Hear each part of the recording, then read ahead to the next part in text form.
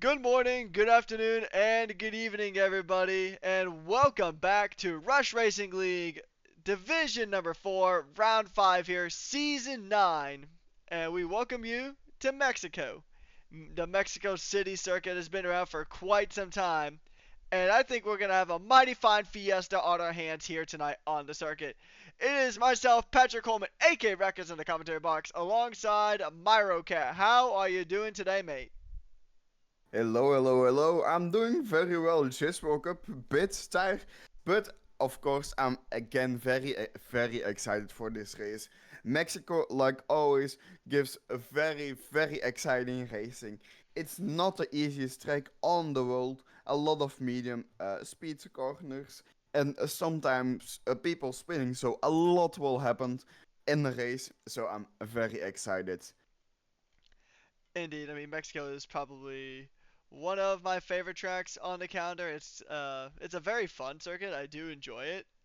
It's an interesting one because like if you look at the track layout, you would think it'd be similar to like that of like a Monza, just because it on paper it looks like it's very high speed, but because of the elevation that this track sits at above sea level, it actually can just because the air pressure is a bit different. Higher downforce is typically a it's a pretty much a good recommendation. So why don't you? What do you say we say hola to our drivers out on circuit? Yes, we're loading in and a short calling begins. Everyone is just right now picking up their tires and their setup, so it will be a bit before they start to go out, but still. 80 minutes in total, and then afterwards, a 36 50% race, 36 laps of Mexico Grand Prix. If you don't know, like qualifying laps is around 1, I think 15 in real life though, so that's what you need to look forward to. And we get the first person who is coming out. That is the Gig Sauber or of NDNV. Hard to pronounce, but we'll do it. The first person to go on the out lap, and hopefully, yeah, probably not last indeed. In the background, we see other guys coming out of the pits. Slipstream here on this track is very helpful, but a dirty air can also kill you with the track limits on some corners. It's very easy to spin out or maybe go off the track and lose your time. And Falcon has retired. I'm not sure if he disconnected. Otherwise, I will go and get him back up. Indeed, yeah, Mexico is such a very fun track. It's it's a tricky one. For those of you who may have only tuned in since last time we were here in Division 4, you may remember last week I was saying that Division 4 this week was going to be at Miami, my home track. There was actually a recent bug discovered in Miami. It's a pretty serious bug where drivers can appear as several laps ahead of you even though they are not. So it's a weird blue flag glitch, similar to what we saw in Div 6 Jeddah. It is an issue with Miami, so we have opted to swap it out for Mexico here instead. Now, this track is actually I mean, there's a lot of interesting things about this track. I mean, you can't really think of one part of this track that is really just kind of standard with tracks, you could say. I Indeed. mean, you have obviously the massive stadia area known as For Soul. So that area goes to what I believe used to be an old baseball stadium. So, Whoa, I cool. mean, this is probably the only track on the F1 calendar where you actively drive straight through a stadium of some sort. I know Miami, you drive around the Miami Dolphins football stadium, but you don't actually drive through it. The only other Mhm. circuit that I know that you actually did drive straight through the arena is the London E Prix in Formula E. Granted, that's not a thing here in Formula One. We have Silverstone, which honestly is a much better track than the London E Prix, at least in this generation of Formula One cars. But also, were you able to get ADOS an invite, Myro? Yes, I did indeed. Hope. So hopefully he will join any moment. And by the way, you were talking about going through a stadium. Uh, South Africa, I'm not sure. I think just South Africa, the country. They have like a concept. They made a concept of an F1 track that they maybe are gonna build for. I think the for the next 2 seasons or something. So in about 2 years, we will maybe see another track where we go right through a stadium at the end in the third sector of the circuit. That will be exciting. Then Mexico isn't the only one anymore. I think Sadly. oh, Falcon does have a quali ban, so that is why he has Yeah. retired. So the Williams retiring early on due to that quali ban, so he's just gonna go ahead and serve it. I think in the Rush Racing rules, you are allowed to go ahead and do an outlap to test a setup to make sure your setup feels good, but you cannot set an official lap time, or else I think you get another quali ban, I believe. So Falcon's just going ahead, removing himself from the board for right now. We know Falcon is a very quick driver in that Williams machine. So we're going to go ahead and see how he goes here today. It is a bit tricky starting from the back and making your way forward. But if you want a good example of starting from the back and making your way forward, you should go ahead and check out the NA race that happened just yesterday. It was a sprint around Imola, so we actually did a reverse championship standings grid, and honestly, Imola was it was a very beautiful race in the North America division. Should be up on a YouTube here in a few days time, so if you did miss the stream, then you can always go ahead and check it out when it hits the YouTube channel live. But overall, this is going to be a fantastic race here today, so I'm really really looking forward to it. And honestly, I mean, what are your thoughts about Mexico? How do you like driving around this track? Because honestly, this is like one of my favorite tracks to drive around. Yeah, for sure. It has, of course, a lot of traction, not a lot of traction, but a lot of tire wear. So at the end of the race, it will be very, very hard to have traction. That's a bit annoying to maybe spin out sometimes, but I like it. A lot of medium speed corners. I like a lot of corners. That isn't typical for other circuits. And of course, like I always find the best in the circuit, different strategies. There are a lot of strategies to be found on this circuit. From a one stop, which is a very tempting for sure, but maybe not the smartest. We have a two stop, like medium horse horse, also medium horse medium. Maybe with a safety car, another strategy. Maybe even someone who is going on softs, which is not a great race tire here around here, but still a lot of strategies coming up. So I'm very excited to see that. Indeed, the thing I'm excited to see is the fact that we have some pretty solid championship battles already getting very spicy here in today's, well, just in general when it comes to Division 4. I mean, we have a 3 point gap in the Drivers' Championship between Chidong and Reiko Ralph. Reiko Ralph has 55 points in the Drivers' Championship right now, and Chidong is at 52. So 3 points separating our top two drivers in the championship here in Division 4. And I mean, even then, there's a lot of this field that is actually pretty close together.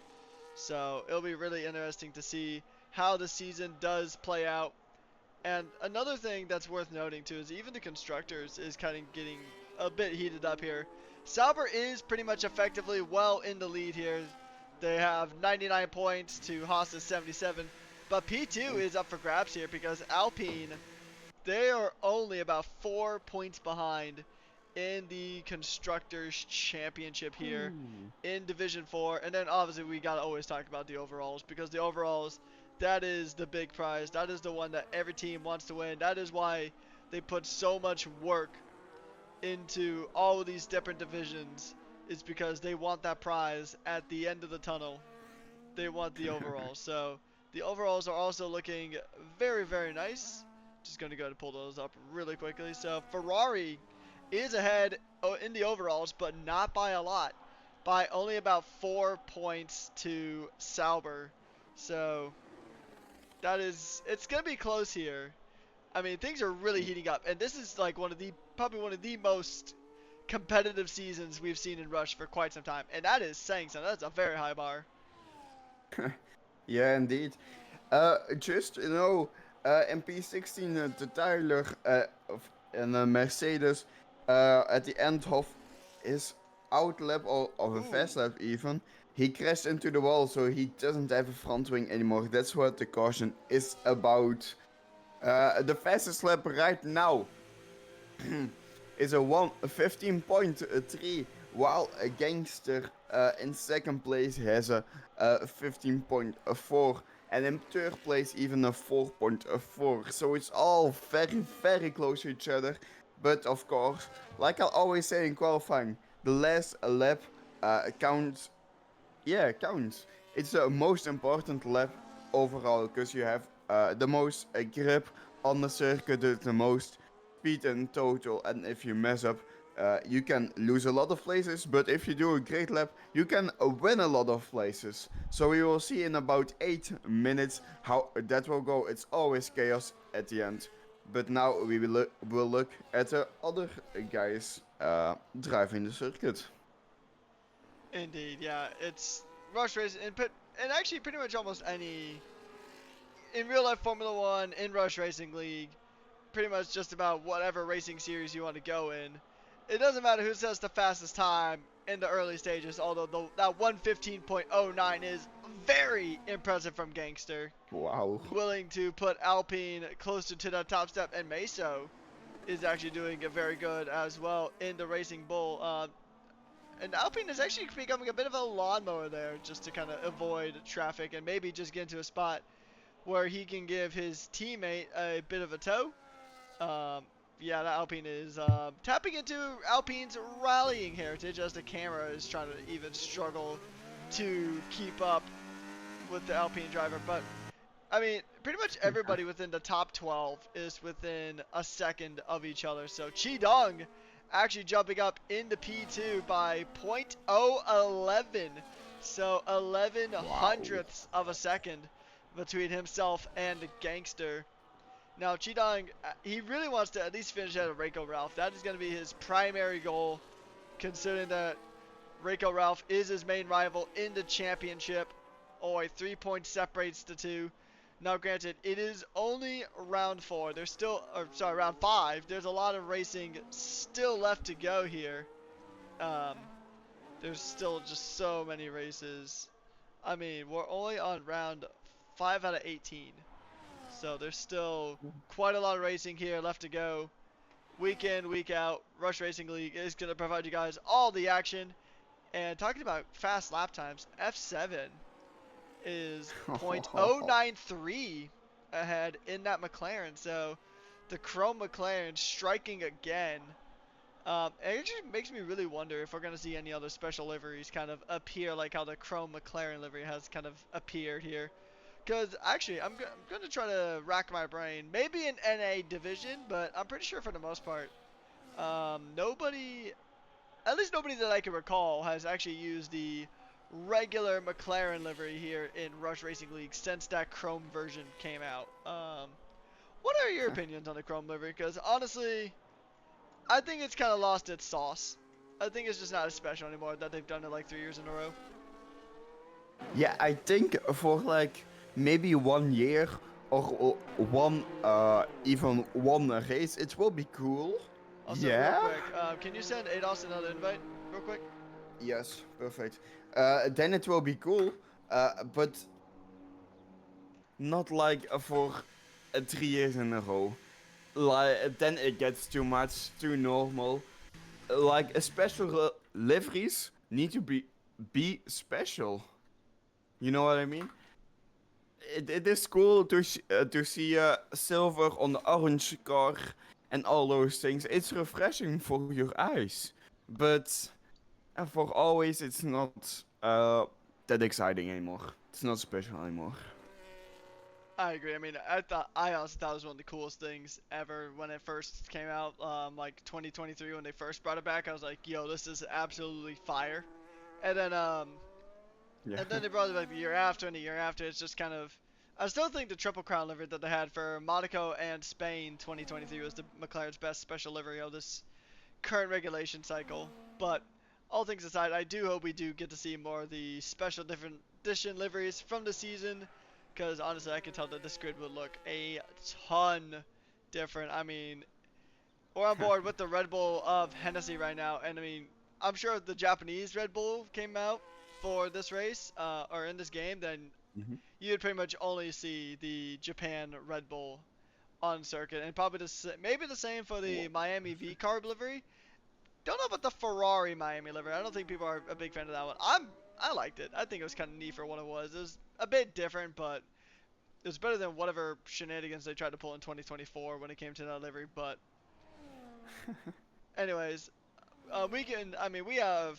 There's a lot of time we can yap about liveries, but we don't have a lot of time left in qualifying. It is about 3 minutes left to go, so this track is going to be the most rubbered in it's probably going to get.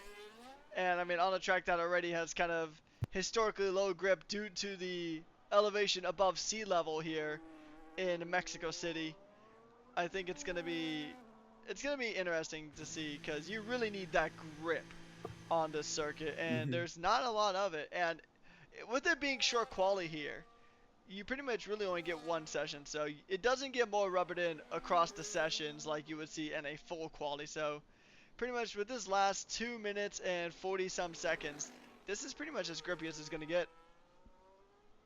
Yeah. Now everyone with 2.5 minutes left for the session will come out of the pit lane almost all at the same time. So that means on the straights there will be a lot of slipstream, but maybe dirty air is a problem for the corners.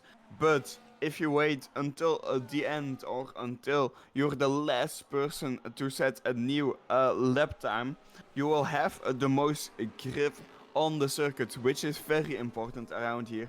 So it's maybe also a good idea to wait as long as possible. But if everyone does that, you get like I think it was F3 in Spa like a couple weeks ago that everyone at qualifying was at the same time going out, the chaos.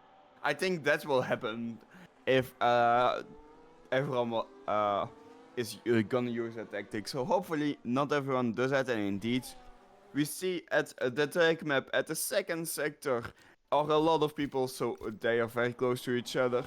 But the other people are coming out, like the Red Bulls are the first one setting a lap time. Maybe that's also a good idea. Maybe not. We will see. In 1.5 minutes, I think, who will come on. Who will come up on the leaderboard with the fastest lap time?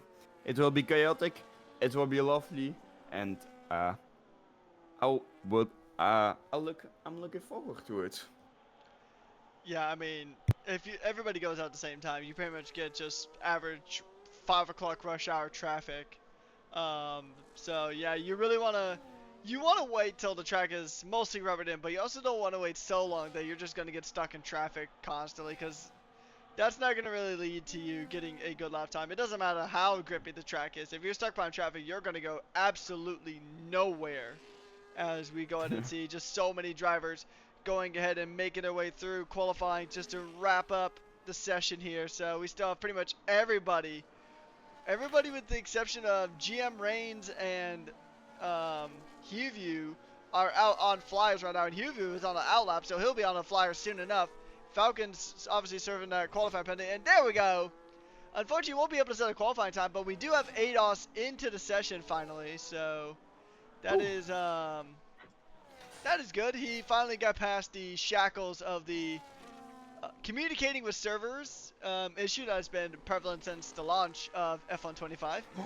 But we're going to see how this one Oh, goes. And oh, F7 is not going to be able to improve. He is invalidated. Gangster is out as well. So Mertz is going to go ahead and try to give it a go. What can he do? Can he give it a go? Actually, we're going to jump on board with Reiko. Because Reiko is one of the drivers in the hunt for the championship. He's in the lead of the championship. Ados is in the pits. He's not going to be able to set a lap. And Reiko crucially did qualify behind Chi Dung. So that has some pretty serious championship implications here to get things going. Right now, F7 still has the fastest lap time. We'll hop back on with Mertz, the on-track winner of the Monaco Grand Prix.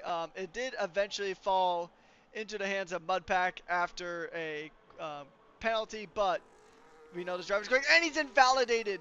So there's no chance oh, for him to go ahead and improve his lap. What about the Haas teammate of Cross Eyes? Does Cross Eyes have anything he can do about it? He's the last car to go across the line. Is he going to go ahead and improve and try to jump up some positions to maybe help his teammate try to keep that lead in the Drivers' Championship? He will not improve, and he will reside ah, in P13. And that is going to go ahead and wrap up qualifying here. So, and actually, I'm glad we got ADOS in. I know ADOS had some issues getting yeah. into the lobby early on, but I mean, it is unfortunate that the Ferrari driver will not get a chance to set a quali lap, but at least he's in for the Grand Prix. I mean, the Grand Prix is where 99% of the points are at. I mean, you get 1 point for getting pole position here in Rush, but it's a different thing to go ahead and just actually get a lot of points through the race. Anyways, we're going to jump to the qualifying results here. F7 takes pole position by a staggering .094 to Gangster. Then it is Chidung, Mertz, Wogjet, 2A, Meso, Reiko, Hennessy, Breadman jumping up from Div 6 to Div 4 once again. And then Protein, Claire, Cross Eyes, NDNV, Hugh, Tyler Mandavy, GM Reigns, Falcon, and that is the end. And then obviously we have Ados, who's in the session as well, just unable to set a qualifying lap. No grid penalties this time around, so that is always nice. So you don't have any severe collisions. So I mean, it's gonna be a fun race here in Mexico. What do you think? Yes, for sure. In qualifying, it was unfortunate for the top two, especially for Gangster that he couldn't improve anymore. Probably too late on the braking, maybe a bit of dirty air on the last corner, but uh, but he is still P2. With the racing, that's the most important thing. He could get P1 maybe if he has a good strategy, good setup. But very unfortunate for him that he couldn't get P1 and improving on the last run. But for the race, I'm very excited. Again, a lot of strategy options that is available, so we will need to have a look on a lot of the drivers, what strategy they are using, how they're using it. Maybe they are flying through the paddock. I know what is going to happen, but a lot will happen. Because Mexico always gives a good racing from esports to just a normal league racing. I never have seen a race in Mexico without a good race. Always a good race. Indeed, yeah, and especially when you pair it with Rush Racing League, it's gonna be a fun time here. And those red lights are coming up onto the gantry. And it is right out, and this Fiesta is live. We are going green here in Mexico City as we make our way down one Yes, of the Gangster longest already runs taking into turn P1. one. He is Lots of on positions the being changed inside. here. Has a Lots of positions being changed here. And my co-commentator has unfortunately left the session. We'll try to get him back here momentarily, but there's so much going on here. Hugh has already got a penalty for track limit violations. And then we have a bunch of other positions being changed around here. So it is going to be cars going too wide in several locations here. And there's a kick Sauber going through the grass. It is the Sauber of Chidung, and now he has fallen way down the order. Yellow flags are bound, and Falcon is at the back of the pack. already having quite a few moments here in this Grand Prix, and it is already a spicy race getting things kicked off here. For sure. And first, in the first corners, a lot of fighting happened. That's always good to see. Very close with each other always. Indeed. Not too much fighting uh, yet, and hopefully no one's. Yeah, it is a DRS train right now with F7 with the fastest lap already going into the second lap. I'm rejoining the session a second. So just taking a look at the tires, everybody has opted to start on the medium tires. So everybody kind of on a similar-ish strategy coming into this race, but you really got to feel bad for Chidong, championship protagonist here, one of them anyway. He started off in P3 and fell down to 10th after just going a bit wide. This track is not easy by any stretch of the imagination because of that lower downforce and that lower grip due to the different air pressure here because we're at such a high elevation based on sea level. I think it's probably one of the highest elevation tracks that is on the Formula One calendar, I think. Take that with a grain of salt. I don't have that information directly up with me, but Yeah. we're going to see still some very intense racing. A good amount of argy-bargy here at the beginning. Um, few positions changed. Merckx is now in a podium spot for Aston Martin. Meso trying to go ahead and close that gap. DRS is available now, so this is time. We're going to see how it works down this massive Recta Principale straight. We'll see if any drivers are going to go ahead and try to make moves. It doesn't look like it's still going to be a DRS train going into lap 3. But, oh, what is this? Mertz had a bit of a moment. So he had to slow down, and Meso is now up into P3. I mean, there's a lot of just mistakes happening here in the early stages in Mexico, Myro. Yeah, indeed. I just saw F7 in almost a second in front. Now he's only 0.3 in front. So Gangster is getting up very, very fast. And for the position changes, already a lot of position changes we saw in the first lap. Like for example, Mesto, he started in P7, now P3 already. In P6, the Ferrari has gained 5 places.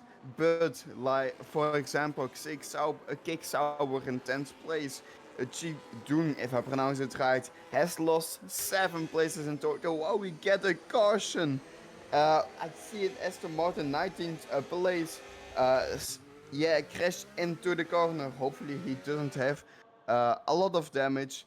I don't see any damage, so that is good for him. Ooh, But he lost bit a of a lot of snap again. places and spins already He might have almost rear out. wing So damage, because rear wing damage yeah, in that's possible. F1 25, or actually, I think in pretty much almost every F1 game ever, has just always been super hard to see.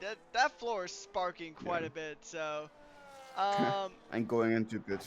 yeah, I don't. We'll see. If Huvu retires, then definitely rear wing damage. Yep, rear wing damage. Yeah. So that's pretty much his race. Done and dusted. Unfortunate there for the Aston Martin driver. Yeah, I mean, if you get rear wing damage, you might as well just retire because you are not going to have a good time. It's, Especially around Mexico with all the traction. You just don't have any downforce anymore. So I mean, yeah, it's a death and sentence no matter what track you're at because, I mean, every track feels like Mexico when you don't have that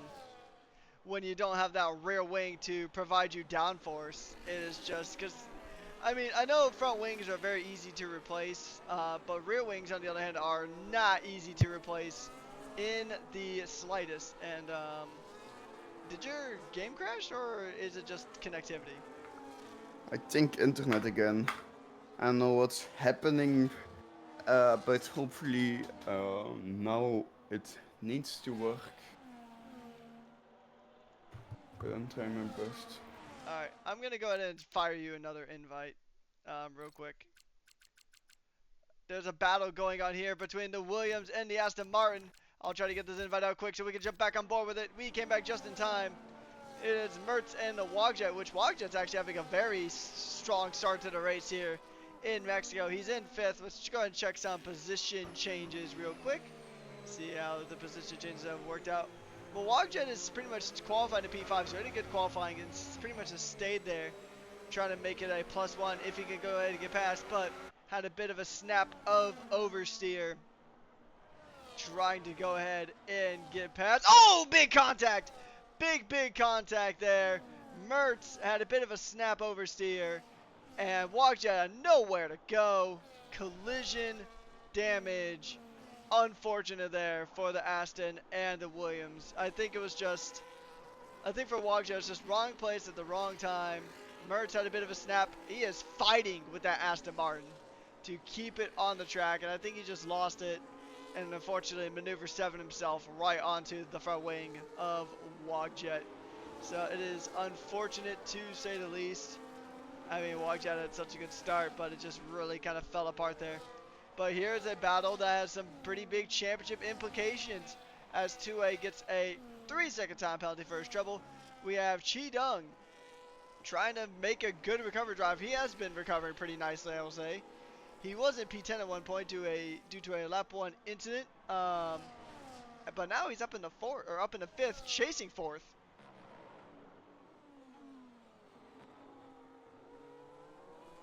And I believe my co-commentator is still trying to have a fight with the internet, which I know how that feels. EA servers and internet usually don't play nice together. So hopefully we will be able to get MyroCat back in soon. In the meantime, we are going to go ahead and still continue enjoying this very spectacular battle that has huge championship implications. And Reiko Ralph has a 3-second time penalty, so that's going to go ahead and make things a bit nicer. Meso has definitely had an incident. So Meso is now down, and he's spun completely around. He's facing the wrong direction. That is a massive code brown for a lot of these drivers.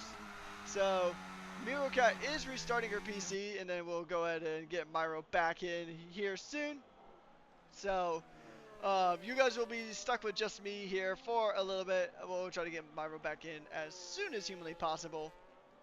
In the meantime, Gangster's going to try to get back in a position to challenge for P1 here as soon as possible, especially now that he really doesn't have to deal with the pressure from behind. And Meso's day just goes from bad to worse. Meso is retired into the pits as well. So on lap 7 out of 36, it is now, we have lost 2 drivers already. So Meso and Huvie are both out of this Grand Prix. Unfortunate result here from the drivers. I mean, those 2 teams definitely could have used the points, and it's just really unfortunate. You hate to see things kind of end like that, but that is just the nature of racing. Sometimes it just doesn't quite go your way. Taking a look, actually ADOS here, who was unable to make it into qualifying, has actually made up several positions, and he's already about to try to get a move done onto Claire. He is very close to the back of the Red Bull of our winner from Jeddah. We'll see. Oh, a little bit of a contact there, just a slight little boop onto that rear diffuser. And that is that could have been worse. I think I just saw Mertz deja vu and drift into the pits. Or no, he drifted out of the pits. Aston Martin, I think they need to redevelop that rear wing, because these cars are sliding all over the place. So here's a look at the tires once again. Pretty much not a lot has changed. A few drivers had to pit in due to penalties or accidents happening. But yeah, we're just seeing that Mertz is just snapping all over the place. It's just, he just doesn't have enough rear downforce on the Aston Martin. And like Myra was saying earlier, you need a very good amount of downforce here just because the air is so thin. And yeah, that Aston Martin is looking more like a Formula Drift car compared to a Formula 1 car. So we'll see if we can get Myro back in. We're going to go ahead and send another invite Myro's way. And hopefully this will be the last one. And hopefully we can have a problem-free stream. I'm actually not even seeing Myro online. Go through the list again, try to find that. But trying to keep an eye on this battle just through the window. a lot of battling going on the track right now. Already two people DNFing. That's unfortunate for them, but the race go on for the rest of the people. Now the first people coming into the pits, I see. That's quite There we exciting. go. They will go for a safe strategy, a two-stop with a 50% race. It's risky to do that sometimes, but maybe it will work out. We will see any moment when the race is done, because we're right now only at a lap 9 of 36. Anything can happen with the strategy. How would it work out? What's your prediction for the best strategy, Rickers? I mean, I think naturally I feel like it might end up being a two stop. But I mean, I feel like a safety car is pretty likely at this point, just considering how much these cars Yeah. have pretty much just slid around the circuit. A lot of these cars have really just kind of struggled to maintain any semblance of grip. I mean, particularly the Aston Martins. I know they've been really fighting to try to get their car with any kind of traction. So I feel like we're going to see a safety car at some point, and then I think that's going to really throw a wrench into the works of the strategy. Yeah, some cars it looks like they're just drifting. It's crazy, and already more people than I thought were uh, have pitted already. Almost everyone is on the hard tires, but one person in 15th position is on the medium tire. Maybe going for another strategy a while in seventh Oh, place. here Now we eighth go. place. Ados is going to try to Ferrari send coming it in. into turn one. Not enough real estate there, but we'll see if Ados. I mean, Ados started from the back of the grid and is pretty much challenging for a podium position. That is a Wow. very strong start to your Grand Prix here today. Going into the first, well, technically second DRS zone here on the circuit, making our way through Estelago and then going to the corner known as Horquilla, or kind of the diamond section here, as they make their way through Sector 2. Now they're making their way to the S's, and I mean, with how much these cars have seemingly struggled for rear downforce, I feel like this is a really good opportunity to get some good drifts for the montage. But more importantly, if your opponent makes a mistake up the road, then you can really capitalize. It does kind of make things interesting that pretty much right after the S's, you do have another DRS zone as these drivers go through the roaring crowds here in Mexico through the stadium as they begin lap number 12. And Gia Reigns is going to go ahead and have a penalty. But I'm sorry, they're actually starting lap 11. But I mean, now we're going to turn our focus back to this battle for the lead that's been going on for quite some time now. Um, it is Gangster and F7 fighting it out for the lead, and only a few tenths of a second separates them. So, I mean, anything can happen here. It's still pretty early on in the race, and that looked kind of interesting between F7 and Gangster. Maybe a bit of contact, but I think that could have also just been the camera angle.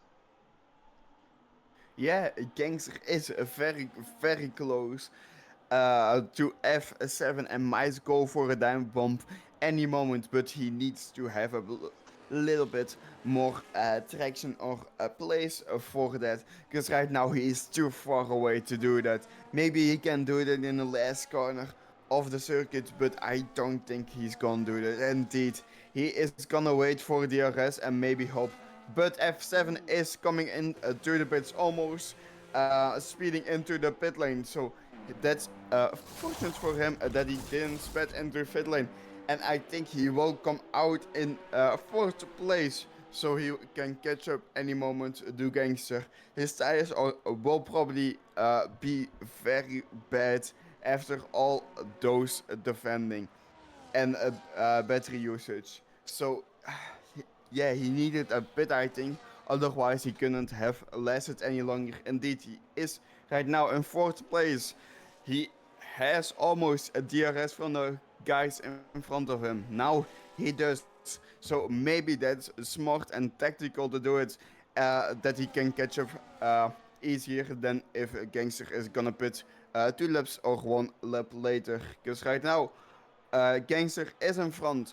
Uh, 19 seconds, 19 and a half seconds behind is the McLaren of Reigns. So he has fully free air. So that's good for his tires if he maybe wants to do a one stop that he can save a little bit. But we will see if he's gonna pit this lap or maybe next lap. We'll see indeed. Our top three drivers have still yet to pit. Ados now under pressure. He got swallowed up by one McLaren earlier on, and now he's looking like he's going to go to get overtaken by the other. Um, oh wow, that's an interesting spot to try to make an overtake. That's like a Formula E overtaking spot. But the other McLaren's going to pop on into the pits, going to go ahead and make a stop now. And F7 is going to go ahead and just slingshot past. He is up into second and now trying to chase down Gangster. Tyler Davey getting a penalty. Cheetah and Hennessy fighting it out going into turn number one. And Cheetah is in fourth place right now on probably the freshest tires out of everybody in that top four aside from F7. And he's going to go and try to put the pressure onto ADOS. But we'll see how this is going to go.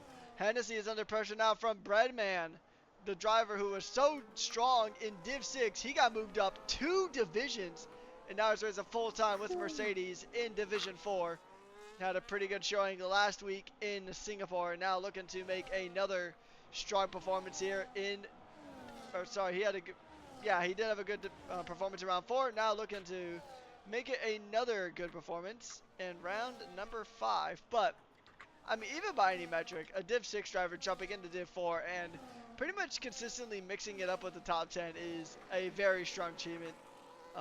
So good on Breadman for bringing the fight, staying consistently quick, and I'm sure he's learning a lot too. Because I mean, Mercedes seems like it's a team that has. I've heard it's been a bit of an interesting situation over there, but they do know how to train their drivers pretty well. And I think Breadman is a good result. Breadman is going to be a driver that we're going to watch this season. I think he's going to do some magic here in Div 6. He's going to do some Houdini magic and try to get an overtake done, but instead, Hennessy gets an overtake done onto ADOS. The fresher, hard tires doing the magic. They say nothing beats a Jet 2 holiday, but nothing beats having a good DRS run here in Mexico. Yeah, indeed, DRS is very important, especially if you're very close. Indeed, he goes on the inside, but he needs to back out, otherwise it will result into damage. Now the both Haas is almost crashing into him, so it's very close to each other. Haas can maybe overtake any seconds here, but it looks like they are not going for it in the S's. It's too dangerous to go for in the S's. Now Adas lost a lot of time to the guys in front of him and is out of DRS. But the Haas on the outside, now going to the inside, has made the overtake He's almost. trying. Now on the outside, almost spinning out. He needs to back out, maybe? Yes, indeed, he backs out and waits for DRS that he will get any moment, but the Ferrari will go into the pits. So the Haas's will have DRS while they don't need to fight ADOS anymore, while he goes for his probably one stop, I'm guessing. I feel like I accidentally spawned one of the funniest Twitch chains I have actually seen here at Rush Racing. And I'm gonna quote this one because this one is actually pretty funny. Nothing beats a Rekkus commentary stream, and right now you can get them for £50. That's £200 for 4 users. I feel like the funny thing about that is I feel like the foreign exchange rate for pounds into USD would put that down the drain. Although that is still pretty funny. But going back to the Haas's over there, I mean, I feel like that would be a good opportunity for Reiko to try to get closer to his championship rival of G-Dunk. I mean, that could have been a Hoster class of a strategy. Just didn't quite play out. I mean, you got to give it the old college try. I mean, he gave it an effort, just didn't quite make it work. Yeah, but Redman right now, by the way, is fourth place, very close to podium finish right now, while a Gangster P1 for a long time, is in a P8, but probably will overtake any second. He is gaining time. We can go with him. And indeed, he is side by side, going to Ooh. the outside, and then overtake easily done, like it's nothing. And hopefully for him, he needs to, if he wants his strategy to work, he needs to fly through the paddock right now any second, because he is losing time with all those overtakes. While Indeed. F7 is in free air, 5 seconds behind him is Shidung. So for F7, it's the best that he can get right now, and Gangster needs to overtake as soon as possible. Indeed.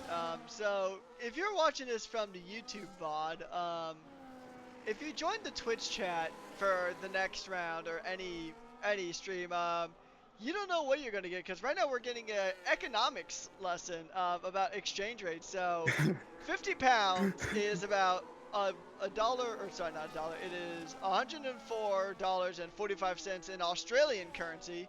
In American currency, it is $62 or $67.62.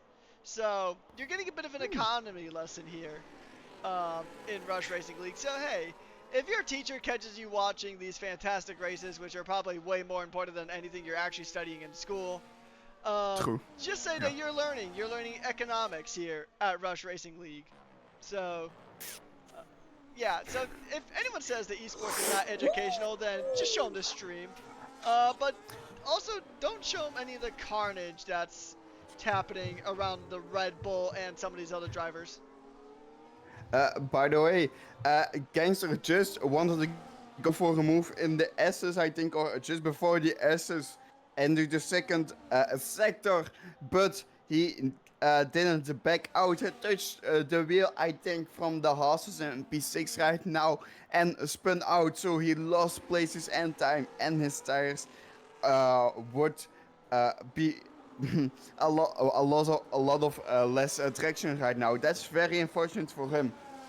I'm not sure if a win is possible right now with that spin from him.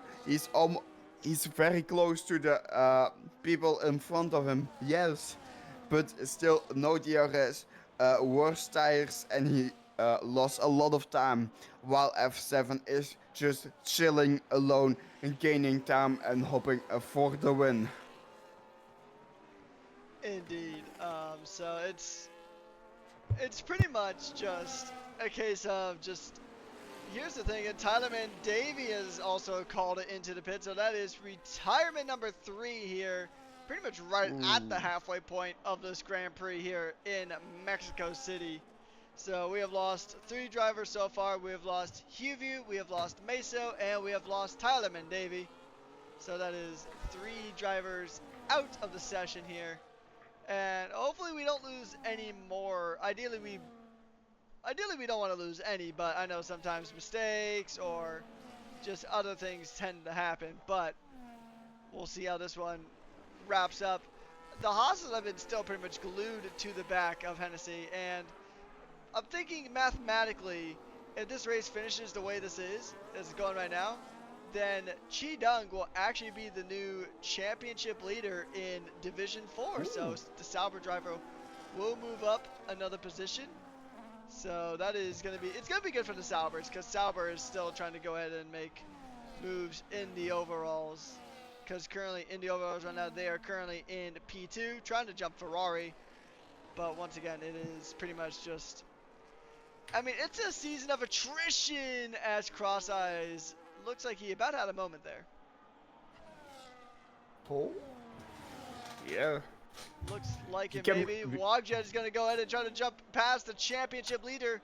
He's going to go ahead and try to fire it up the inside. Not quite enough real estate, but he'll get it on the outside. Maybe on the second attempt. Is the third time the charm here? Yes, it is. And Wogjet into Williams sends it around the outside, around the edge of Horquilla, and he is up into P6. But he's out of DRS range now, so Reiko Ralph is going to have a very good chance of trying to catch back up here. Once this DRS zone hits, you can see the rear flap open on the Haas. He's going to go ahead and try to close the gap. But it is a relatively short DRS zone, so it's good for closing the gap, but you're not going to see too many overtakes entering the stadium. No, indeed. But still, the zone is very important here with the traction. That overtake was a bit touchy, that I saw a bit of shoulder pushing with each other, while DRS gets opened again. It looks like Raycav gets faster. Yeah, it's possible to overtake maybe, but it doesn't Ooh, go that's for deep. it. But That's deeper than a still, scuba diver diving into the Mariana Trench, and he's lost a position. He tried to gain a position from that dive, but ends up losing one to Gangster. wow.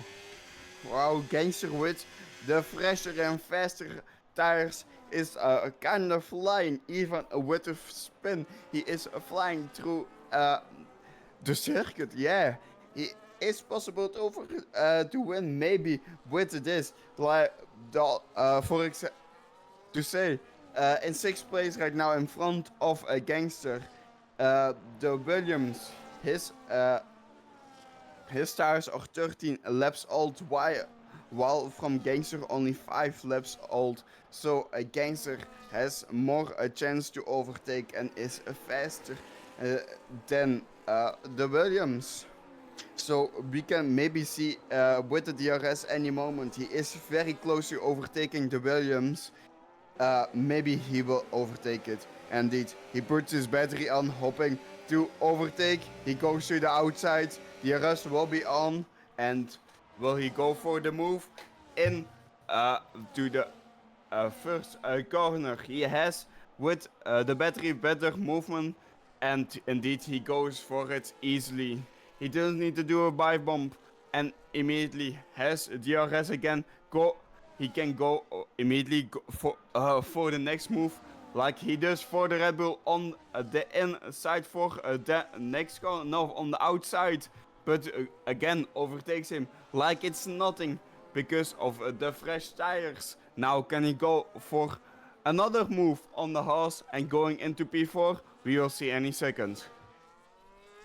Indeed, and another thing to note about the Williams is the Williams was actually missing an end plate, so Wagjo was missing one of his end plates. So that eventually, even if Gangster didn't get it on a straight, he would have definitely got it on one of the corners. Just because, I mean, with Mexico, you need that downforce, and losing that end plate is not going to do you any favors in that department, especially around this track.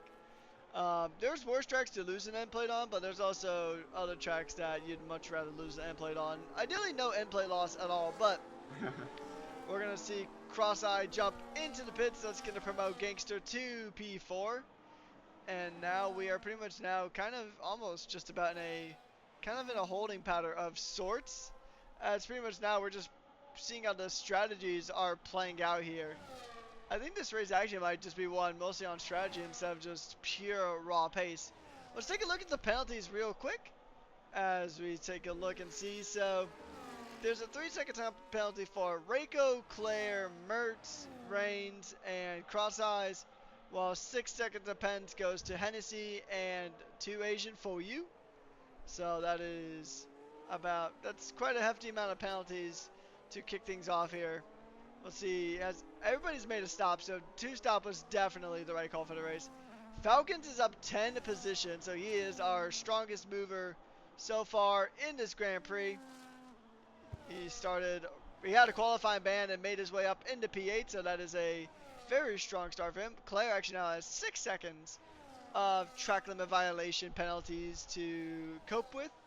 So the Red Bull now even going to fall down even further. Although, I think even then, it might still only be 2 places, roughly, just considering the gap that Claire has to the Aston Martin and the Williams just directly behind. As Breadman's going to go ahead and dive on into the pits. Claire's coming into the pits as well. So some drivers are already opting in to make that second pit stop here in this race. So we'll see if how the other drivers tend to respond, because there's a good chance that Gangster could potentially on this 2-stop. We'll pull up the tires again. I mean, Gangster's tires are about 3 laps younger than F7's, but F7's still kind of just pulling away bit by bit. We'll see. I'm trying to see. I think Gangster has a chance at an undercut, but I just don't think the undercut would really work out super well for him. Because ideally, at least in my experience with undercuts, you really only want to be at about 2, maybe 3 seconds behind at most. Yeah, that is not really possible right here. He is 19 seconds behind F7. Maybe for Gangster it's still possible to get a P2. Who knows?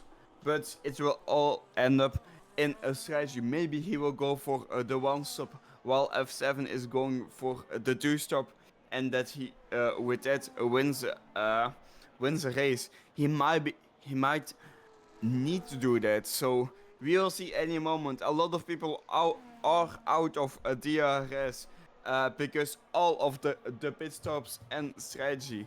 But in about 12 laps, then the race will end and we will see who we can crown the winner and how the standings will be with the strategy and what the best strategy will be.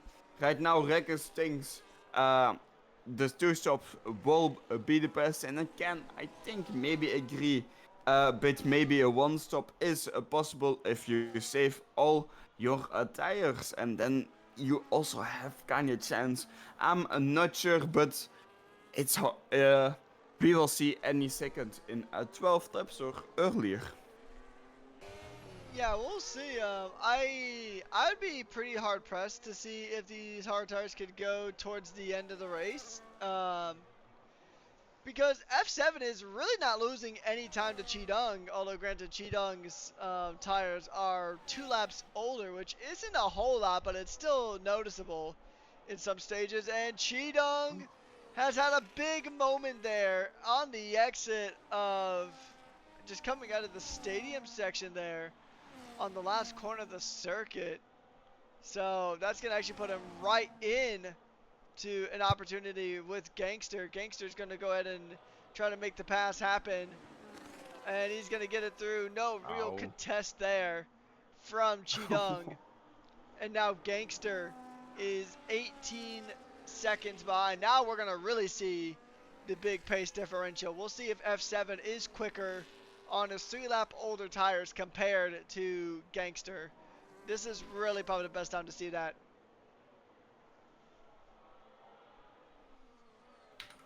And speaking of that, speaking of pit stops and strategies, we're gonna actually take a look on request of the chat. So most of the field has done the 2-stop. ADOS is really the only one outside of the top 6 that has only done a 1-stop here so far. So ADOS might need to pit again, and then obviously our top 6 may consider it.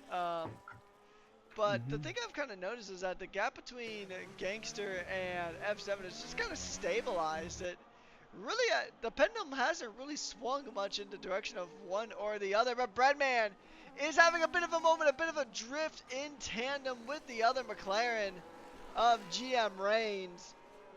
We caught that a little bit too late to fully get a good picture of what's going on. But Breadman, who was a 2-time winner in Div 6, now in Div 4, looking to make a statement here. Trying to get the pass done even before DRS is enabled. And he is going to go ahead and just fire up into the top 5. A good start, actually just a good race in general for Breadman as we're getting closer to the final 10 laps of this Grand Prix. Man, time flies when you're having fun. But so do ADOS, penalties. yeah, Eidos, the person who started last and didn't set a qualifying lap, uh, right now in 10th place, getting a track limit violations. Very unfortunate for him. Everyone out of nowhere getting a lot of track limit violation penalties. So that will spice things up at the end of the race, I think. And looking at the front, Gangster, he is uh, he is winning time, yes, but I'm not enough for the win. So a Gangster needs to hope that the tires will last until the end and that F7 will do a two-stop and that he might hopefully win, or that maybe a safety car will come. And again, a 3 second track limit violation penalty. Bretman going into P4 Ooh. on the DRS zone like it's nothing. He has the freshest tires, 4 laps old compared to the other guys 16, 18 lap old tires, so it's quite easy for him, it looks like. But now he doesn't have the RS, he needs to climb with time, he needs to push, but he doesn't have a lot of battery. How it's gonna go, I'm not sure. 4 laps, lap old tires compared to Aston Martin in front. 16 lap old tires, so it looks like might can win a lot of time, and he needs to push. So in the next DRS zone, he will have DRS and F7 going into the pits. So Gangster still has a chance to win the race if he lasts the hard tires until the end and keeps up with F7 if F7 isn't going to be much more faster than him with the fresh tires. We will see any moment when F7 comes out and what he will do. Back to Bretman, again fighting with Aston Martin on the DRS over. He doesn't have battery, but he does have DRS and fresher tires and goes easily into the top 3. And the position might be overtaken again. And actually, just a few minutes ago, we got our weather report from our unofficial meteorologist of Ricardo, that rain is expected in about, well, Oh. when he sent the message, it was about 10 minutes. I think now it's a bit closer to about 8 minutes. So in about 8 minutes time, we may see rain, and this is going to be a really interesting situation because if any of you watched the North American race that happened on Saturday earlier on, um, you may have noticed that there was a really long extended crossover period where the intermediates and the hard tires had pretty much the exact same level of pace, and this actually carried on for several laps. So the question now really just does become, who's going to go ahead and take the gamble and stay out, or who's going to go ahead and risk it and just come on into the pits? It is going to be a very interesting case of, do you brave it out on the slicks and risk having a Lando Norris Sochi 2021 incident, or are you just going to go ahead and just play it safe and try to get the car to the end?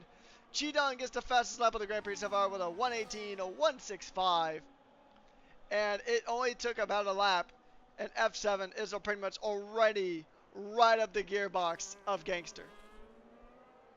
Yes, with the rain in about 8 minutes, that will mean about 1 or 2 laps with the rain. So I don't think a lot of people will go into the pits in the last laps because they will lose a lot of time with it. Now F7 already in the DRS with the much fresher tires. I think he will go for the overtake, but not this DRS zone yet. He has a full oh my god, Volkskrek. He has full battery, so it looks like it will be quite easily in the next DRS zone. Uh, let's see what he is gonna do. Very close to the gearbox. The overtake is on. The RS is on right now and side by side on the inside. But gets overtake done like it's easy. Already 4 tenths ahead. Like it's nothing. Full battery and the DRS and fresher tires. It helps a lot here. That we will see. Gangster maybe can hope for a safety car that will come out, that he has a free pit stop and maybe then even fresher tires, but only 6 laps left in a total, so I'm not sure if it's gonna happen. People are close to each other in the back of the race, but no safety car yet and no signs to. I don't think we're going to see a safety car, but I do know that it is time for us to really start talking about driver of the day, because I mean, with how this race is going, we're gonna Ooh. blink and it's gonna be the checkered flag already. So let's go ahead and just think about who our driver of the day is gonna be, and I'm gonna have to give it to Breadman. I mean, this is Breadman's second race in Div 4, and he's climbed up 7 positions, and he's got a podium. And also, not to mention, even if he does get passed on track, literally every car behind him from P4 all the way down to P9 have penalties. So unless Mhm. Breadman just puts it straight into the wall, um, then Breadman pretty much just has. He's got a podium set in his second race here in Div 4. Yeah, I'm thinking I'm going for guy right now, the Haas. And before Crossy Gaming, he started, I need, in 13th place, right now in 4th place. Has done all his pit stops and has a chance to get a podium. So I think I go with him. 9 places, winning in total in the race is very impressive. Especially starting from 13 places, done all his pit stops, so he's kind of saving a fourth position and maybe even third position. We'll see. So officially from the commentary box, I have went with Breadman, and you have went with Cross Eyes. So that is Yes. the commentary pick for driver of the day. And the chat is saying F7 just because of how strong he has been today. Another valid pick, I would say. So yeah, so the official picks so far, myself with Breadman, you with Cross Eyes, and then chat with F7. So that is our driver of the day picks, at least for right now. Actually, I'm locking mine in 100% just because of the journey that Breadman has done. I mean, it's been a very strong journey here for the Mercedes man, and I think he was a very good hire for Mercedes overall. He was bringing up a ton of points in Div 6, and now he's bringing up podiums here in Div 4. So, I mean, it's a pretty strong jump. I mean, because normally when drivers go up a division, they go up like maybe like one division, but I mean, they just straight up jump several, and I'm seeing an Alpine having a bit of a moment there with a Red It's a Red Bull. Bull and a Williams, or no, just a Yeah. Williams. Yeah, the Red Bull off the grass lost 2 places in total, or 3 places actually in total, with that move out of the arrest right now. He was 10 seconds ago, 20 seconds ago, going for a move. I'm not sure what happened. He had a good run. I saw it was very close, but out of nowhere, he was on the cross, unfortunately. And we will see it later in the verdicts in the steering office what will Ooh, happen here we go. with the fault. So, sorry to If cut you off, anyone's but we have a massive four-way gaggle here between Mertz, Reiko clears out of the session, and that's a safety car on lap 33 out of 36. A safety car oh towards the end of the race, and this might have just changed the whole oh dynamic of this Grand oh Prix. I thought it was too late for a safety car, honestly, but clearly the racing gods have decided otherwise. This fiesta is coming to a halt. The drivers are going to go ahead and slow their cars down quite considerably. And then we're going to go ahead and see how this rest of this race is going to play out, because we're going to get like 1 or 2 racing laps at the end of yeah. this. This is like Abu Dhabi 2021. Very close. I'm not sure what's going to happen. Gangster needs to pit. He needs to take the risk or pit. Bradman with the 10 alt laps, alt tire. I think he will pit too, because fresher tires is always good, but F7 he also probably is going to pit because fresher tires, and it's not gonna change his position. So it will be kinda a drag race, 1 or 2 laps until the end of the race. Going F7 going on softs, not the greatest race tire, but it's only for 1 or 2 laps. Gangster also will probably go onto the soft tires indeed. So the Gangster will start behind F7 very close. Oh no, Bradman doesn't pit. So Bradman will start in front and will lead the pack, or does he pit? No, he doesn't. Wait, what is going on? F7, so at the end, F7 will lead the pack, then Barrett man with the old hard tires, then Gangster also pitted, zero lap soft tires. That's unfortunate for a Gangster that the Bretman didn't pit, because he needs to overtake two people now to get be one instead of one person. So I'm curious what's going to happen, and in the end, it's gonna be a drag race. It's gonna be very, very close and very exciting. That's for sure. Indeed, I mean, this really changed the whole complexity of this Grand Prix here. I mean, we were all saying initially that everything was just so certain that we knew that F7 was basically going to take this W, and then Breadman would still get that podium. But now that's in jeopardy because I mean, just look at how this field is pretty much just kind of bunched up together, and the safety car is in this lap, so this field isn't even fully Oh, bunched up yet. But because we have so few laps left to go in this race, we're gonna have 2 laps of racing and 1 lap with DRS enabled. Oh, this is gonna that's gonna be be exciting. a spicy race here. I'll let you take the penultimate lap, and I'll take the last lap. Can you say again? I'll let you take this lap, and I'll take the final lap as we go to get back to Okay, green. perfect. This will be exciting. F7 already going with a battery on. Doesn't not DRS already.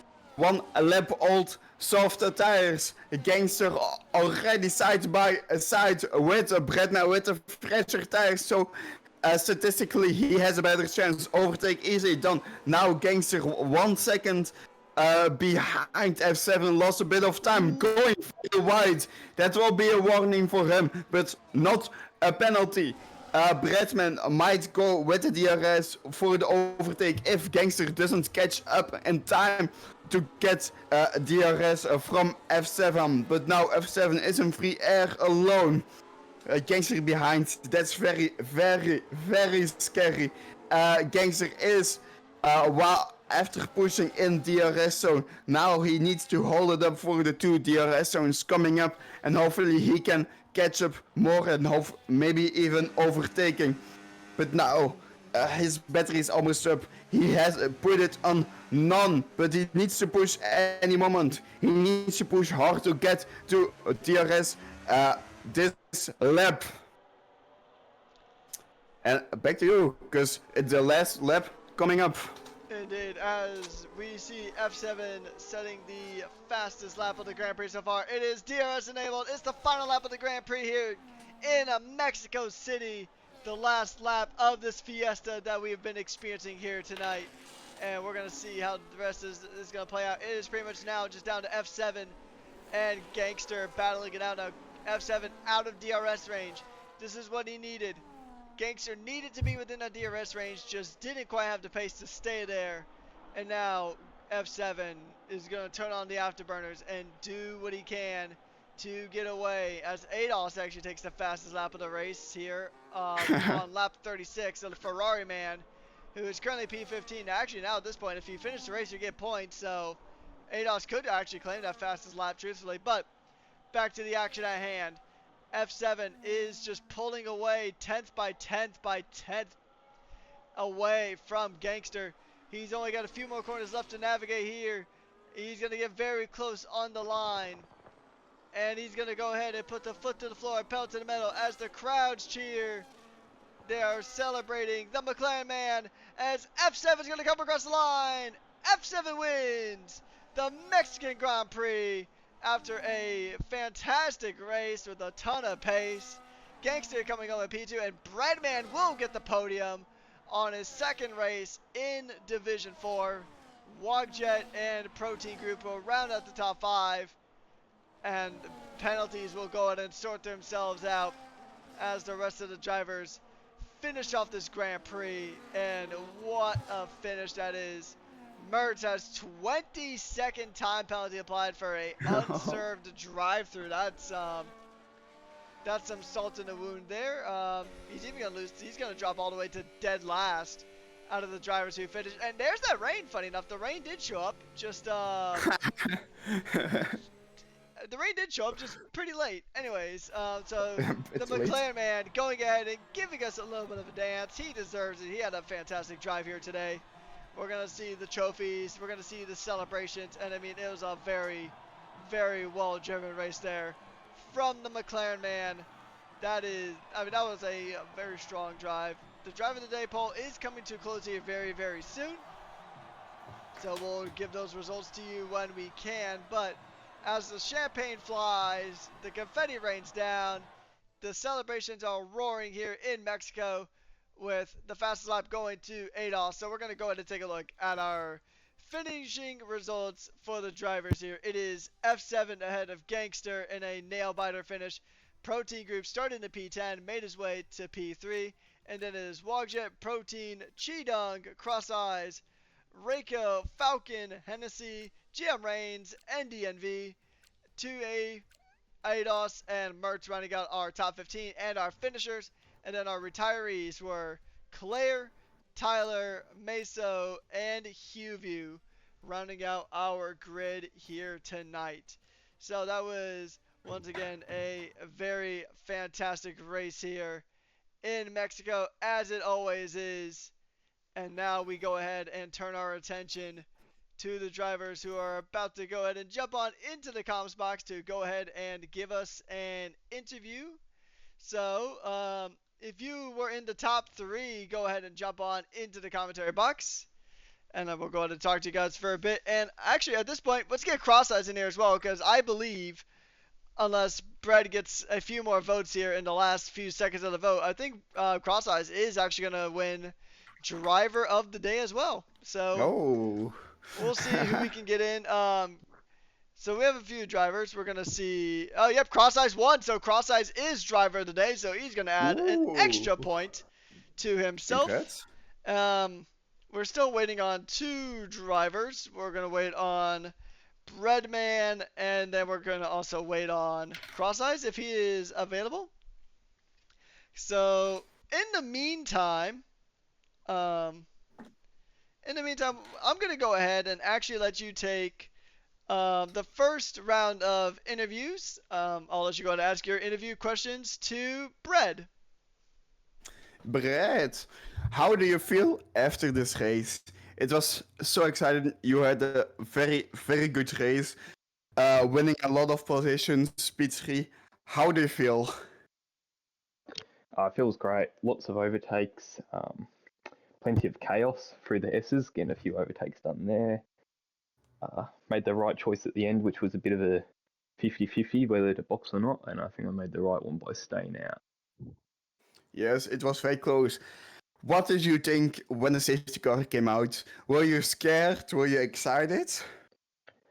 I was pretty scared. I was pretty comfortable in third at that point, and I thought, didn't know whether to go softs or hards. I just stayed out in the end, and it paid off, thankfully. But yeah, very 50-50 flip of the coin kind of choice there. Indeed, it was a good decision at P3. Are you happy with P3, or were you expecting something better? Pretty happy with P3. Qualified P10, I think. So to be able to jump that many spots, definitely take that. Get the points and run. Mm-hmm. Did something happen in qualifying that you qualified 10th and then in the race third, or was your strategy just goated? Well, to say the strategy goat, I don't think I would have improved much on my quali time, to be honest. So, yeah, I think strategy paid off again. And yeah, just people ahead of me crashing, which also helps. Yeah, that's true. It was also a very close grid. So with a good strategy, you can overtake quite easily. It looked like. But I think that's it for this for Brad. Thank you so much for joining. Very good race. Congratulations for the podium and driver of the day from Rekkers. Thank you. All right, so I'm gonna go ahead and ask you some questions. I tried to say bread and questions at the same time. It did not come out well. But anyways, I'm gonna ask you a few questions here, Brad. I mean, it is your second Div 4 race, and you already grabbed a podium. Do you think that there is a potential with it being round 5 out of 18 of the season? Do you think you have a chance of maybe fighting for at least a top 3 or even a top 5 in this championship? We'll definitely try. Just got to get points on the board. Early stages lacking a bit because of being moved up. So hopefully I can just get more points. Then yeah, we'll see where it takes us. So definitely aim for that. Indeed, yeah, it's been a very fantastic race. Did you think that because it was actually mentioned in chat that rain was expected to hit the circuit, although it didn't really hit till you guys already basically crossed the checkered flag. How do you think rain would have affected the race if it would have actually happened during the actual Grand Prix? It would have been interesting because it would have come later on. So there would have been a decision there to go to Inters or stay out. I reckon. Um, Probably an earlier safety car would have made things a bit more interesting, slowed the race down because I saw it did start raining when I was going through the race director. So yeah, we've made things challenging. All right, so I'll ask you two more questions before we go ahead and let you go. Next week it is Azerbaijan. We're going around the streets of Baku. How do you feel? I reckon I'll be having 0-0 wings, see if anyone can catch me on the straight. I mean, that's one way to do it. It is kind of essentially like a high speed Monaco. But last question is there anyone you would like to thank or shout out? No, I'll be right. Did it on my own today, so All no right. need to thank anyone. All right. Well, thank you so much for jumping into the commentary box and congratulations on P3. Thank you, Wreckers. Thank you, Mauro. All right, so now we're going to go ahead and jump into the driver who finished in second place. It is Gangster. How are you feeling, mate? P2, a pretty good result for you today. Yeah, hi, Myrocat, hi, Rekkaji. Uh, it feels good. Uh, I don't like this track, but finished on P2. Like, got him like this track, and yeah, that's Now, when the safety car came out, did it kind of like ignite a little bit of hope, like, hey, maybe I do have a chance of winning this race after all? yeah. It gives me the hope on first safety car in lap, and but F7 is like pretty fast in this track, so I gave up my hope on half of the track. So All right, so last question before, actually two more questions before I pass you over to Myro. So same questions that I asked Brad earlier on. It is Baku next week. How are you feeling about your pace around the circuit? I like Baku. My pace is pretty good in Baku, but I think I'm getting a quali ban in next race. So it will be from last to top or ruined race. Are you gonna try the 0-0 wing challenge like Breadman is? No, I'll. I Yeah, don't think I so. I I would not try 0-0 wings, but I mean if he could pull it off, all the credit to him. Last question before I actually pass you over to Myro. Is there anyone you want to thank or shout out? What can you? Is there anyone you want to give a special thanks to? Yeah, it's Terence and Mars. They are my race engineers, so they helped me a lot to find the setup for this track and get me good strategy.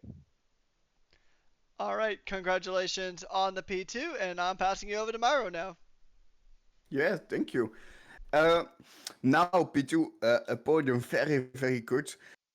While being fourth in the standings, do you think you can climb up more in the standings, like maybe win the championship, get second in championship or even third? Yeah, it's really depend on the consistency, and I'm getting points on my last like all races, and if I get like uh, more podiums or like I don't know about wins, if I got more podiums in upcoming races, yeah, hopefully I can win the championship too. Yes. Uh, you were so many times so close to F7, but what happened? Why couldn't you overtake? What was holding you back? Uh, I'm going with one stop, and I think F7 goes with two stop, and I can easily catch him or get away from him, but I stuck behind the traffic, and I once slipped too. So it cost me 5 to 6 seconds, and the traffic cost me like 10 to 15 seconds easily because there are a pile of cars in front of me, 6 to 7 cars, and I have to overtake all of them. So that's why. Do do you think you could have won the race if that spin didn't happen? Uh, not the spin exactly. It's only like gives me 5 to 6 seconds, but the traffic is also there, and F7 has a good pace in Mexico, so it will be difficult other than the spin too.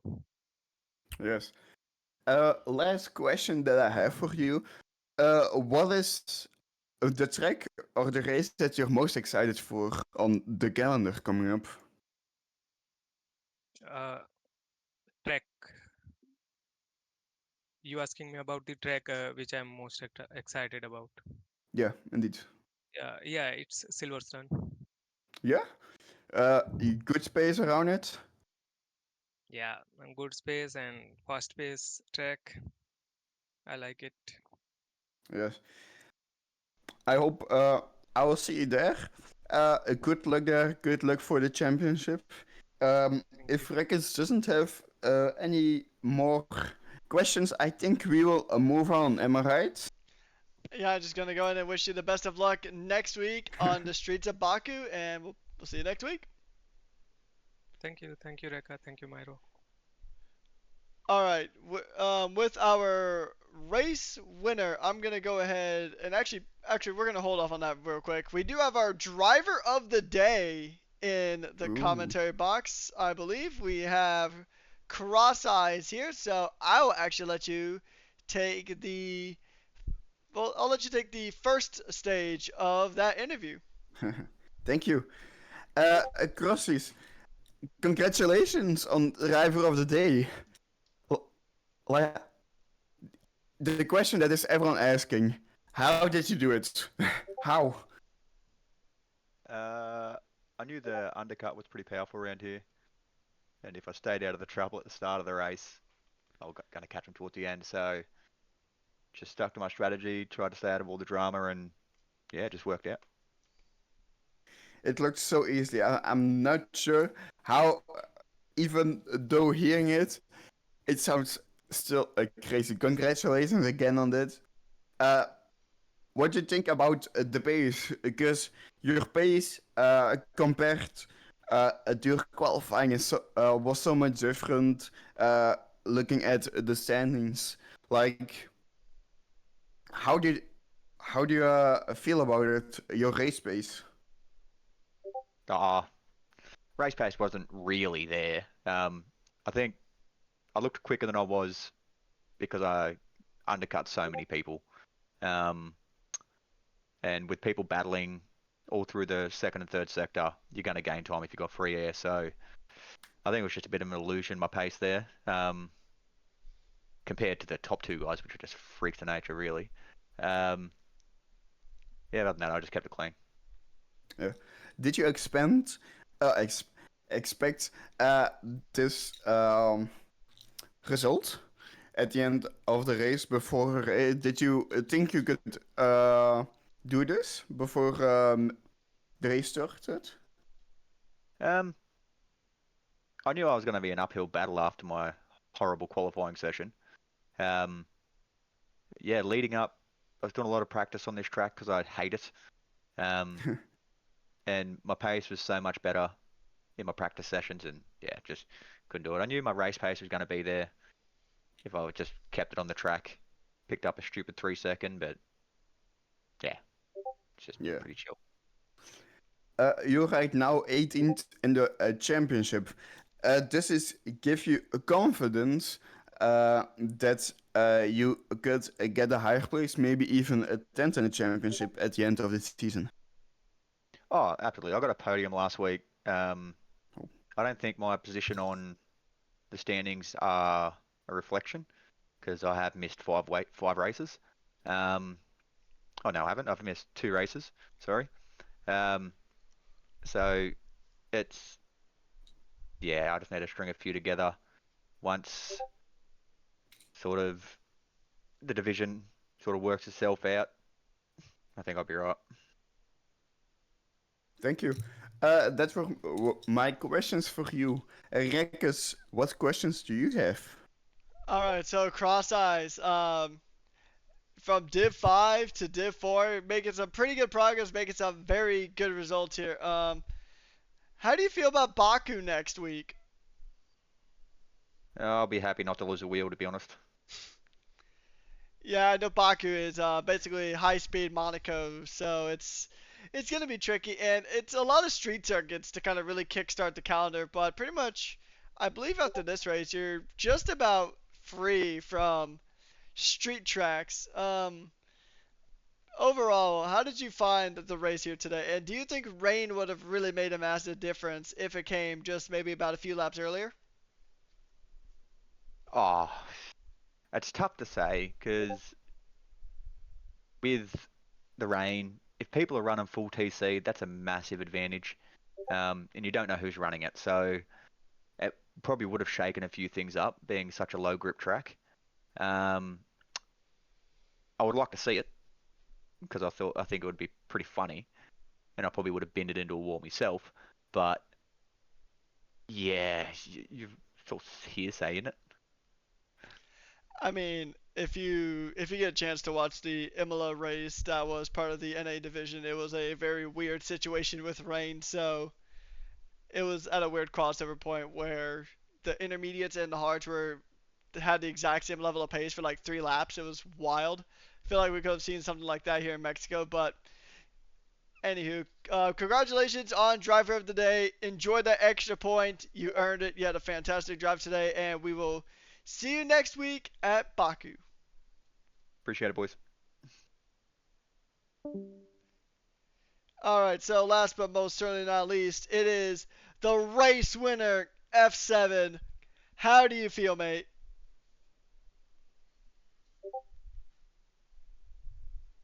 I believe he's muted. F7, hello? Are you there? Oh, sorry. There we go. Ah, Um, perfect. uh, it was it felt good. It feels good to finally get the win. I had a few unfortunate race results before this, but I knew I had the pace, so I just had to put the race together. Indeed, yeah. I mean, how did you feel about the safety car? Because I can imagine you have a pretty comfortable lead. You're on fresh tires, and then you got like about 3 laps to go. Then boom, safety car spawns in. What was going through your mind at that moment? Do you think like, well, crap, that might be the end of my race? Um, uh, I was definitely worried about not pitting and everyone else behind me pitting, or pitting and no one else pitting, but I really don't think that it could have ruined my race, so to speak. It was just all about making the decision, do I change the tires? And I think I made the right decision by changing to the softs. Yeah, I think that was a definite strategy call that you benefited from.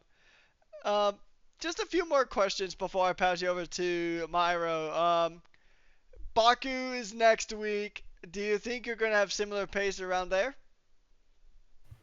Um, I don't think I'll have the same pace I had today, but I definitely think if I can keep it out the walls, a top 10, maybe a top 5 is doable with enough practice. Indeed, practice makes perfect. And then here's the other question. I looked ahead, and you're actually commentating the Division Two race that is happening in about an hour's time. Do you think winning is actually going to give you a little bit more to talk about as a commentator for tonight's Div 2 race? Mm, I think so. I know what strategy works with the conditions that we had. I know that the two stop is definitely the faster strategy, even though Gangster had made those that had the spin and then got brought out in traffic. I definitely think that making the two stop would have been quicker anyway. So yeah, I think it could. Indeed. Well, I guess actually I did lie real quick. One more question. Is there anyone you want to give a special shout out to for tonight? Um, yes. Thank you to Lockie for engineering us tonight, and and Brains too. Really good race from him. Unfortunate that there was a few incidents at the back towards the end, but really strong race. All right, congratulations on the win, and I'm gonna pass you over to Myro for any questions.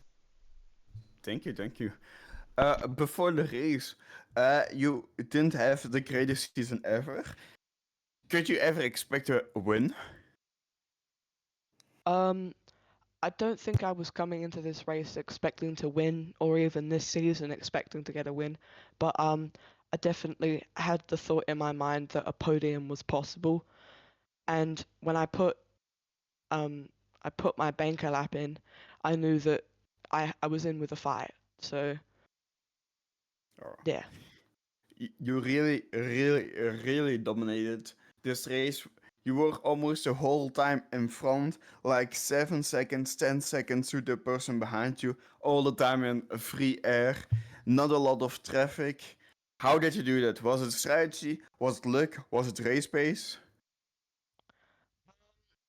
I think it was a bit of all of it. I was lucky to keep it clean, keep it on the track, not get any warnings the whole race, but I definitely think that making the early pit stop and then trying to undercut Gangster was the right call, and then changing to the two stop was definitely the right call as well. Yeah, yeah, yeah. You're seventh right now in the championship. You will jump a couple of places. I'm not sure how many places in the standings. How does it feel for you right now for the standings? Do you have any goals for now for the championship? Because you know that you can get wins and be at the top, get podiums. Do you have any goals for the championship?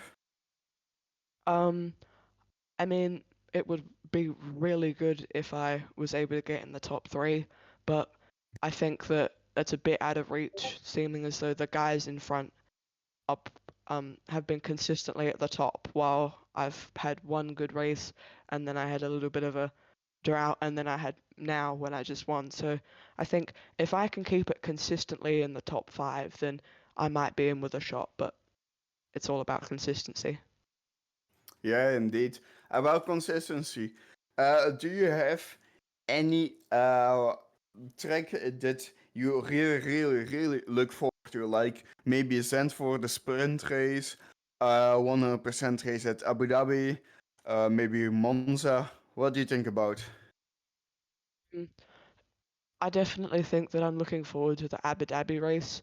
I've done races around that track and I have been very fast at that track. And so I think it might not be as dominant as today, but I definitely think that I could be in with a chance at Abu Dhabi. Yes, perfect. Thank you. Congratulations again for the dominating win. Uh, good luck with the championship. Hopefully, this is good motivation for you. And I will see you next week. Thank you. Thank you guys. All right, so that's gonna go ahead and wrap up our stream here today, and wrap up the broadcast here for Division 4, Round 5, around the streets of Mexico City. Myro, any closing thoughts before we wrap this up? I love this race. I'm speechless. It was so many things at the same time, so many fights at the middle pack, uh, so many strategies, and then at the end the safety car. Oh my god, it was so many things. It was great. Uh, I'm excited for seeing the next divisions race here at Mexico too. Like in an hour, I think. Yeah, even 20. Yeah, 20 minutes even. Uh, so I'm excited to see what's going to happen, how those races will end about. Indeed. I mean, Mexico was a very fun race, a very dramatic twist right here at the end. So that was definitely a bit surprising. But what is not surprising is that we had another fantastic race here at Rush Racing League, as we always do. If you guys love Mexico and you don't want the Fiesta to stop, stick around because in about less than an hour from now, it'll be SJ and our race winner from today, F7, heading into the commentary box to go ahead and bring you guys the exciting action at Mexico in Division number 2. So I'm going to go ahead and give a quick shout out to all of our sponsors, Sim Racing Center, Sim Lab, Pagani and Advanced Simulation, and of course AI369. Thank you guys so much for partnering with this fantastic league. And also a big thank you to everybody who is watching the stream here tonight. If you are brand new, be sure to drop a follow because you're definitely not going to want to miss the Division 2 race, as well as all of the rest of our upcoming divisions tackling Mexico City. On behalf of Myro, my name is Patrick Coleman, aka Rekus, and we have been your hosts and commentators for today's Grand Prix, and we will see you guys next time. Have a good night.